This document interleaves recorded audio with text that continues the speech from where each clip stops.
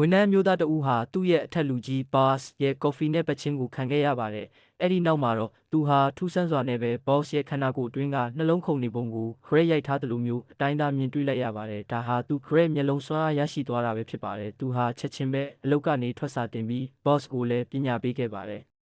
အလောက်ကထွက်ပြီးနောက်လမ်းမှာတငယ်ချင်းကျောင်းသူဟောင်းတဦးနဲ့မထင်မှတ်ပဲဆုံခဲ့ပါတယ်။သူမရဲ့ဆွဲကြိုးလေးအခိုးခံရမှန်းသိလိုက်ရတဲ့အခါမှာတော့အမျိုးသားကသူ့ရဲ့ grey မျက်လုံးကိုတုံးပြီးပတ်ဝန်းကျင်ကိုလိုက်လံရှာဖွေပါတော့တယ်။မကြခင်မှာပဲလူအုပ်ထဲကတခိုးကိုအမိဖမ်းပြီးဆွဲကြိုးကိုပြန်လဲယူဆောင်ပေးခဲ့ပါတယ်။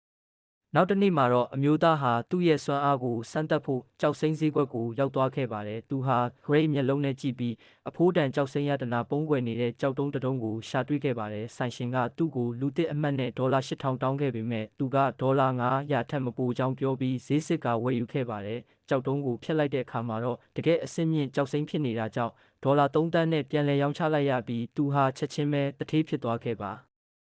အဲ့ဒီအပြင်ကြောက်စိမ့်ကိုထိတွေ့လိုက်တဲ့အချိန်မှာသူ့ရဲ့ grey စွမ်းအားကပိုမိုအဆင့်မြင့်သွားခဲ့ပါတယ်။အဲ့ဒီနောက်အဆင့်မြင့်ကြောက်စိမ့်ဈေးကွက်တစ်ခုကိုထပ်မံသွားရောက်ရမှာတော့သူ့ရဲ့ရီးစားဟောင်းနဲ့ boss ဟောင်းတို့နဲ့ထပ်မံဆုံတွေ့ပြီးအလောင်ပြောင်ခံခဲ့ရပါတယ်။ဒါပေမဲ့အမျိုးသားက boss ဟောင်းကိုလက်သီးတစ်ချက်တည်းနဲ့လဲကျအောင်ထိုးပစ်လိုက်ပါတယ်။အခြေအနေတွေတင်းမာနေတော့ကြောက်စိမ့်ပညာရှင်ကြီးရောက်လာပြီးဖြန့်ဖြေပေးခဲ့ပါတယ်။ boss ဟောင်းကမကြေနပ်လို့ကြောက်တုံးရွေးတဲ့ပြိုင်ပွဲစိန်ခေါ်ခဲ့ပါတယ်။ boss ဟောင်းရွေးလိုက်တဲ့ကြောက်တုံးက$9သန်းတန်ကြောက်စိမ့်ထွက်လာလို့အကြီးအကျယ်ဘဝင်ခိုက်နေခဲ့ပါ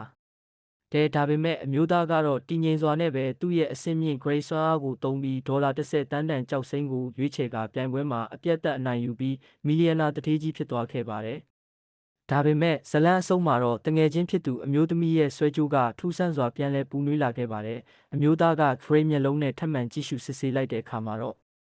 အဲ့ဒီဆွဲကြိုးမှာအစိတ်ခတ်ခံထားရမှန်တုံးလုံး6ချားပွဲသိရှိသွားရပါတော့တယ်